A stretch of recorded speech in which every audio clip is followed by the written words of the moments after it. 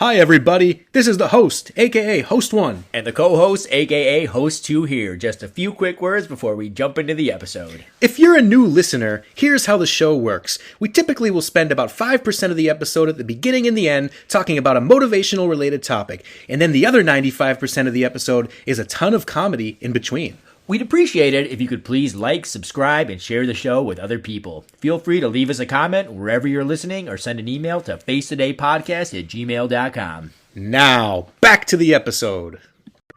Hello to all our listeners. This is the host and my co-host. We're here for episode 2. We hope you enjoyed episode 1. We do have a title for episode 2, and the title is "When There's a Woods, There's a Way," and we're gonna jump into the meaning of that pretty soon. But just to start off, we wanted to tell everyone that we don't have an exact meaning or direction for this podcast yet, but we do hope that you find some value and entertainment from listening to it. We hope to have more of a structure behind it soon, but for now, we just wanted to let you know. So one more thing about that phrase, where there's a woods, there's a way. Sometimes there's not always a path laid out for you, but that's okay because there is a way, and sometimes you have to make your own way. Isn't that right? Yes. We were going back and forth between when there's a woods, there's a path, and when there's a woods, there's a way.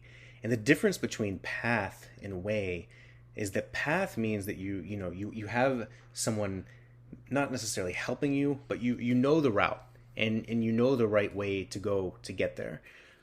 For the word way, you got to be more creative and you got to find the way. Yes. And it's reassuring in the sense that you're going to work hard and you're going to figure it out and you're eventually going to find a way, but it takes work and it takes practice.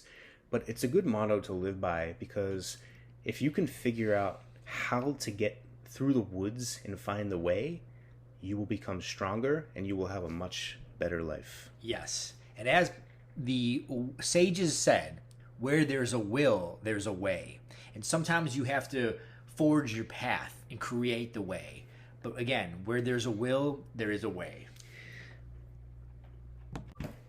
Yes, so if you were listening to the first episode, you might have realized that we were jumping around to different topics and the structure wasn't exactly there. But we, for this episode, we're going to be doing something similar where we talk about different topics that are on our minds, and we're going to try to elaborate a little bit, but we're not going to dive too deep into it like a swimming pool. So yes, co-host. And sometimes when you dive into a pool, you can dive too deep or go in too fast and the water takes your breath away. So we want to slowly kind of meander in and get our audience warmed up. We're going to be talking about some juicy topics tonight. And again, we don't want to go too fast too soon. So we're going to get started slowly and then go from there. All right, co-host, I have a question for you to start off the show. When you're getting a haircut, whose responsibility is it to talk and start the conversation, you or the barber? What a great question to start with, my friend. Sometimes let me say this. We are the customers. As the barber clients, we kind of get to decide whether we want to talk. But then there are some talkative barbers, and then there are barbers who just want to do their job. So you tell me what you think, co-host. I think it depends on the place. And sometimes you do have chatty barbers, and sometimes you have chatty customers. But if I had to give an answer, I would say that it's most likely the job of the barber, because they're hosting, they're doing the job, and they need to set a good example and set a good time for the customer so that there's more likely for there to be a tip. Absolutely, and that gets exactly what I was going to say about the tip. It all comes down to the tip, doesn't it? And now I feel like Larry David a little bit like Jerry Seinfeld, because are they talking to you because they want a tip? Or are they talking to you because they value you as a human and they want to get to know you a little bit as a client? Because if they just want the tip, then why are you really talking in the first place? Exactly. So, anyways, my next question for you is: I recently came to the conclusion that there is not one movie that Benicio del Toro is in that he's not playing some type of drug lord or drug character. And it's extreme. Like, is there one movie that this guy is in that is not a drug movie? You know what? No, absolutely not. Think about it. So there's two movies that immediately come to mind, and I'm sure there's actually different movies for you. First movie is Fear and Loathing in Las Vegas. Drug movie. Drug movie, heavy drug movie. The whole movie is a trip. He is an accessory to Hunter S. Thompson, and he's fucked up the entire movie. Second movie is Sicario. Yes, Sicario. He was he was part of the whole cartel. Well, actually, he was on the good guy side, but you're exactly right, co-host. How about Traffic? Absolutely. Yep. Traffic. Great example. Wow. What an observation. What an observation. And here's another observation. Do you remember when pencil sharpeners were a big deal? Oh, my Lord. I do. Do you? You know, I remember the ones when you had to go over to the wall and literally turn it with your hand and sharpen that pencil. And then I remember the ones when you stuck them in the thing and it made a little sound like... And you would watch I don't know what it's called, you'd watch the little, like, the stuff fall off of it. Oh, that was the best, watching the stuff. It always made you feel a little bit good. But good. Yeah, it felt like you were doing something. All you were doing is sticking the thing in there, but it felt like you were doing something. Yeah, it felt like you were doing something.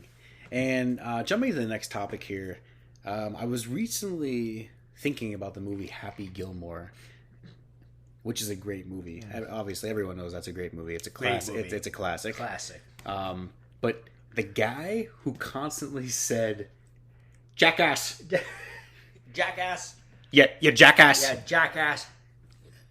Why was he allowed to say it, and why did nothing ever happen to him? Oh, well. Why was there no rules? Like, why was, like, the course manager, like, nothing? This guy could literally just stand in the crowd and say, "Yeah, jackass." Yeah, jackass. And it affected Adam Sandler's swing. It did. But why was this guy allowed to do that? Great question, co-host. Thank you. Great question. Thank you. What's your answer? Well, what do you got? As a golf aficionado, that is a deep question about what is going on. Yes. I think he was a heckler, right? He was trying to heckle. He was a heckler, but like why was there no one like saying, like, going over to him and being like, "Hey, you can't do this." He followed Happy Gilmore for at least the entire course. But you know what? There was the other heckler who was the positive one who said, "You can do it! You can do it, Happy!" Rob Schneider. So there was a bad heckler and there was a good heckler. And that's kind of what professional sports has. You got the best of both worlds. People that will hate on you and people that will love you. Great question. And then jumping into the next topic here, similar to what we were talking about earlier with the barbers and the customer, something I've always wondered, co-host, is why the fuck do dentists, not even only dentists, but their assistants and the people that work on you while you're at the dentist office, why do they constantly try to have conversations with you when you literally can't talk? And you have things in your mouth and you can't respond. Great. It happens every single time I go to the dentist. Every single time they must deal with hundreds of patients, not hundreds of patients a day, but you know what I'm saying. Like, absolutely. Why do they do this? Well, you know what? People are afraid of the dentist. Yes. Some of them. And maybe they just want people to feel comfortable. What do you think, co-host? I don't know. That's the reason I'm asking this question. I mean, whenever I'm asked a question, I'm lying in a chair and I have gigantic things in my gums and my teeth and these flavorful blueberry, whatever, blueberry, gumble, blueberry, like, flavors I have in my mouth. I can't respond to them, and I can't speak to them. So usually I just respond like, and I don't know if they don't know what I'm saying. But you know what? Sometimes they do. The dentist sometimes knows what you're saying. I can't understand what you're saying, but he knows what you're saying. Okay, on to the next topic here. On to the next topic. Okay, sorry about that. No problem. Something I've recently been going over in my mind is that there's certain phrases and sayings that I don't like, and one of them that I don't like that has really been bothering me is when people respond to you or they're saying to you, they say, "Hey, there's a first time for everything." First time for everything. You know why? Why? You know why I don't like that? Please. Because obviously there's a first time for everything, dumbass. Yeah, obviously. Everything. Literally everything. So why the fuck do people always have to say this? Oh, you know what? It's a cliche. It's a very cliche phrase. There's a first time. It's like almost like saying better late than never.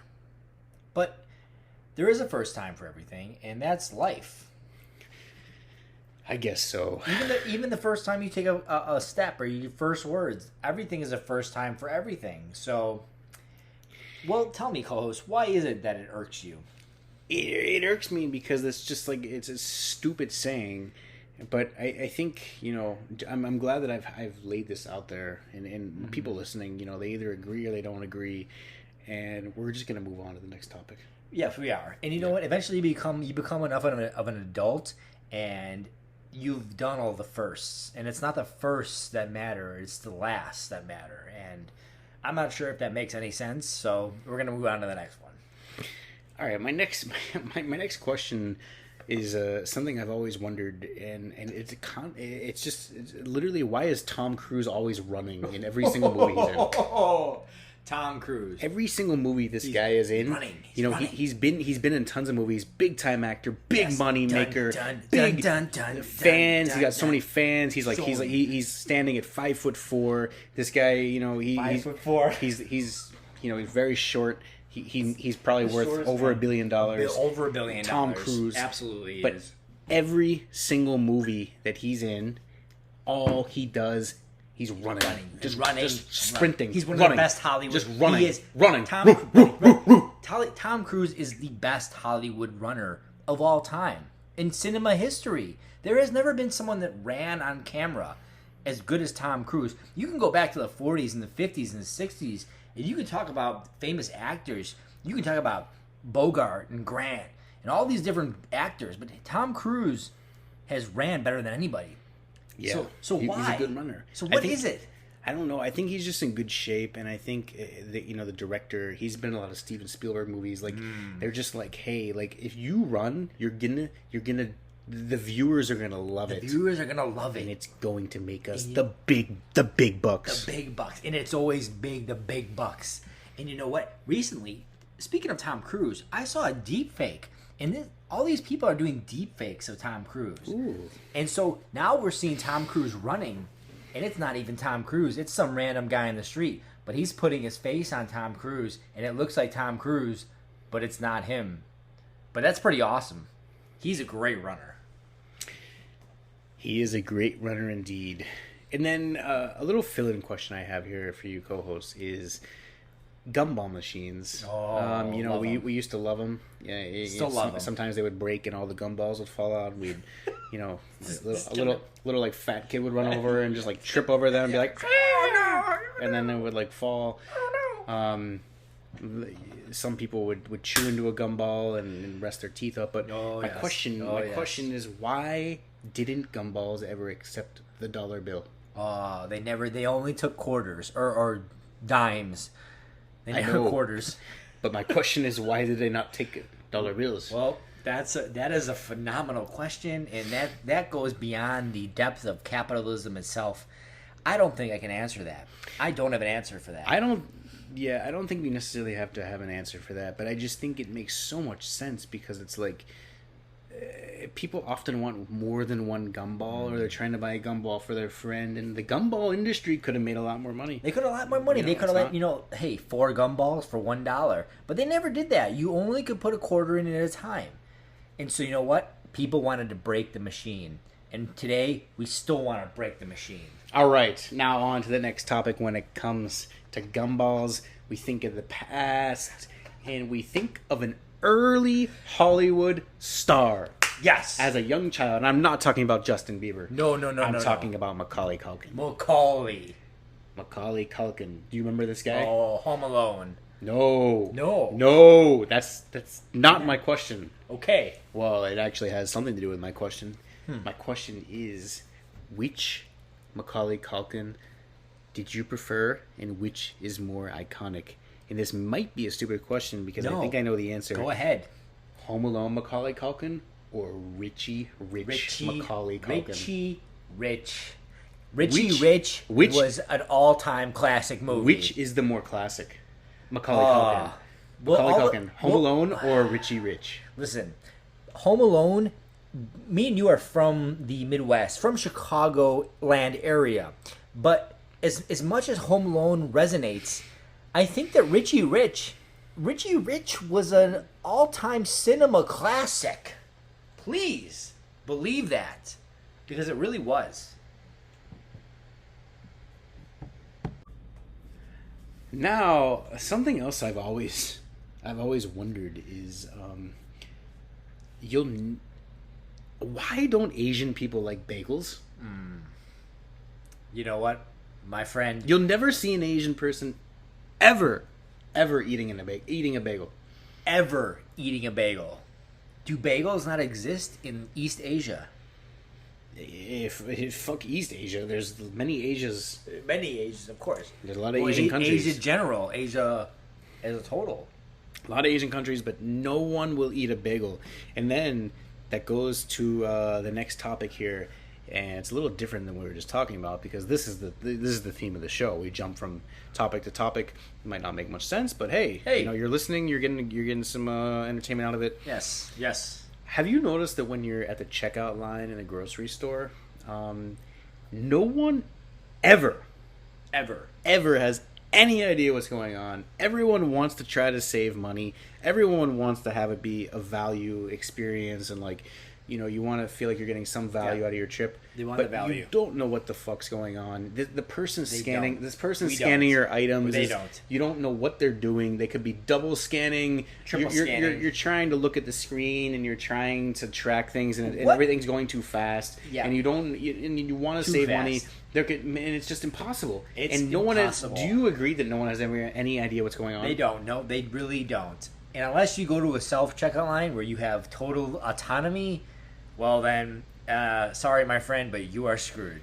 It's pretty awkward because you don't want to act like you're the police watching over the cashier, scanning every item to make sure they're doing correctly because that's their job and they should be. But at the same time, you don't want to be double charged. You don't want to be double charged.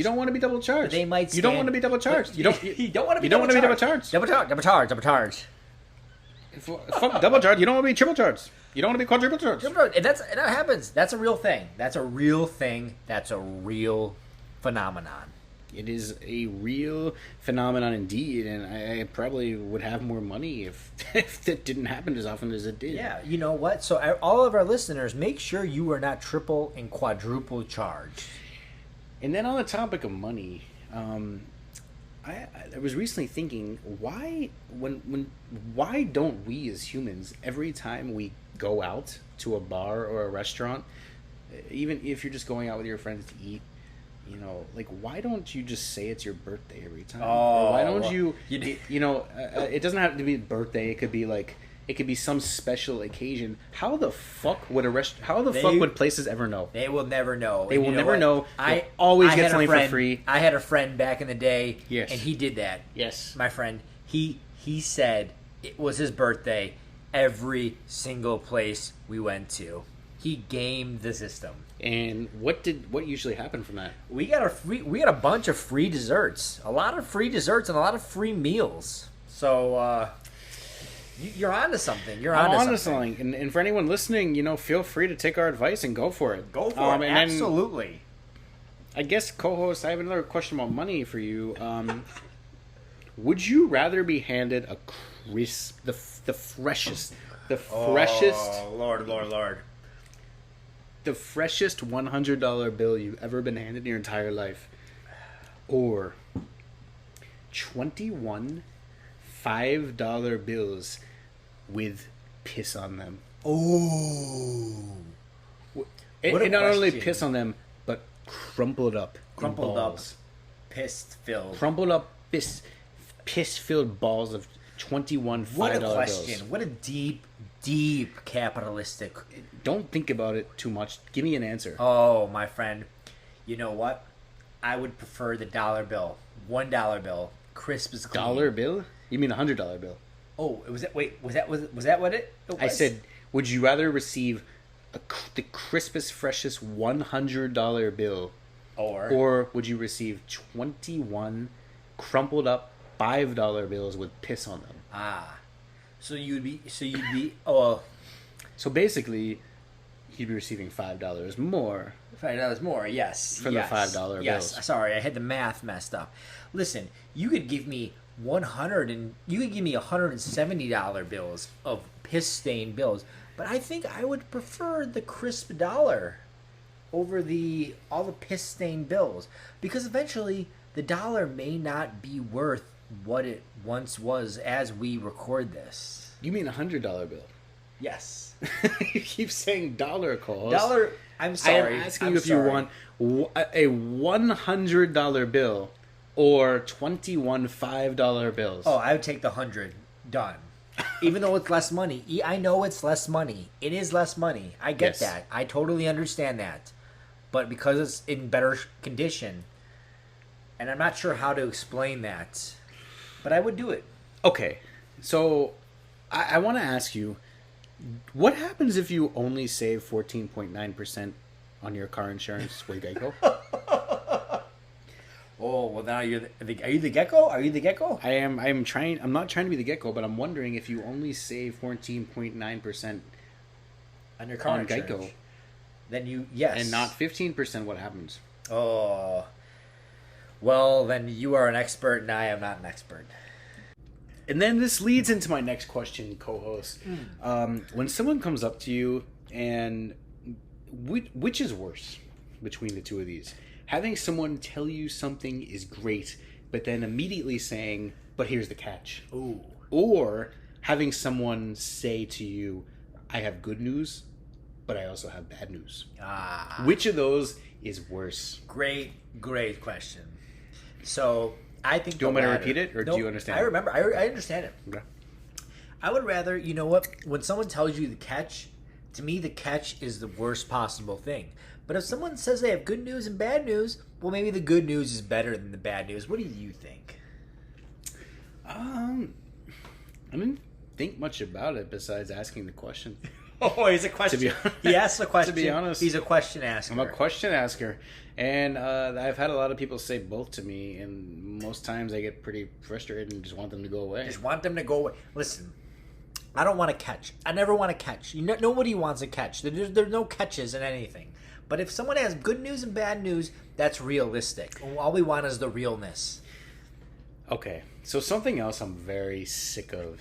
Ugh. Every single celebrity, athlete, musician, movie star, all of them. Whenever you see them receiving an award or just like going up in public somewhere, all the time, constantly saying they have the best fans. The best. They love their fans. They are so proud of their fans. They couldn't be there without their fans. Face it, not every single one of them can have the best fans, and not every single one of them does. Ooh. Like, why? I don't know if this even makes sense, but it really bothers me. It bothers me too. It bothers me too. It's like, come up with something a little more original. Original band. Well, everybody. I just saw The Weeknd. He came up with the the Music Choice Award show, and he said he came up. He did a little half clap, and he said, I have the best fans. And I couldn't be here without the best fans I have. And if I didn't have the best fans, I wouldn't be where I was right now. Yes. And You know? yeah, absolutely. Because The Weeknd is where he is because he has the best fans. The best fans. Oh, he has the best fans. The best fans in the world. The best fans in the world. Every single musician and celebrity and athlete, they have the best fans. But they don't. You know what? They don't even like their fans. So why are they saying these things? Well, you know what I think? I think a lot of them are fake. They're fake celebrities, and they're faking what they're saying. I hate to be a downer, but listen, The Weeknd and Taylor Swift, they all say they have the best fans, but then they release lyrics saying that they actually hate their fans. So what's really going on, my co-host? What's really going on?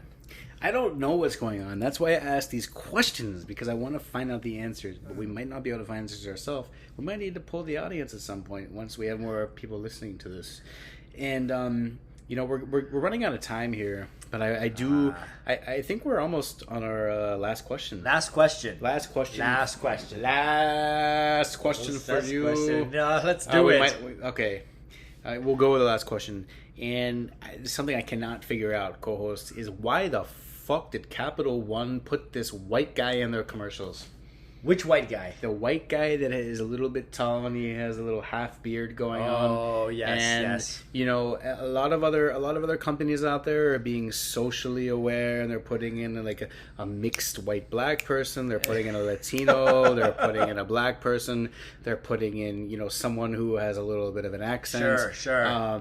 Even if they're putting in a white person, that person still has a little bit of like funk to them. But this Capital One, who was a major company trying to appeal to everyone, they put in in a very white looking bro. Oh, and I'm wondering who made that decision, and if you have any thoughts on that. Who made that decision? Well, that's a great question. Who made that decision? Maybe it was a focus group, or maybe it was the research.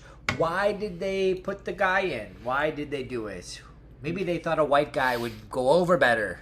I don't know, and to be honest, I'm a little confused by all of Capital One and their little Capital One cafes, because when I go to a cafe, I just want to be chilling, ordering a coffee and doing some work, or chatting with a friend. But the second you walk into a Capital One cafe, they have their little tables. They're trying to pitch you on cards. They're trying to pitch you on signing up for things, and it's like get off my back. Just be a store. Just be a store. Just be a store. Just be a store. Don't try to be a cafe. Don't try to be a cafe. Just be a store that sells coffee and what are they doing? What are they doing? Why are they doing this? But I will say they have decent bathrooms. There you go. The bathrooms. Decent, especially in the summertime when they air conditioning. That's what you want. And they don't require keys. That's what you need. No keys. You gotta go in and you gotta do your business. You gotta go to the Capital One cafe. Oh yes, go to the Capital One cafe and you'll have a nice bathroom. All of our listeners, this has been a real treat for us. We're slowly trying to build out this podcast and have it make some type of sense to the people that are listening. We will get there one day. We will get there. But for now, we're really appreciative of you listening. Very, very. When there's a woods, there's a way. There's a way. In episode 3, we'll have for you soon. Thank you so much for listening. For all, a good day and a good night. And a good night. Good night. Take care. Take care.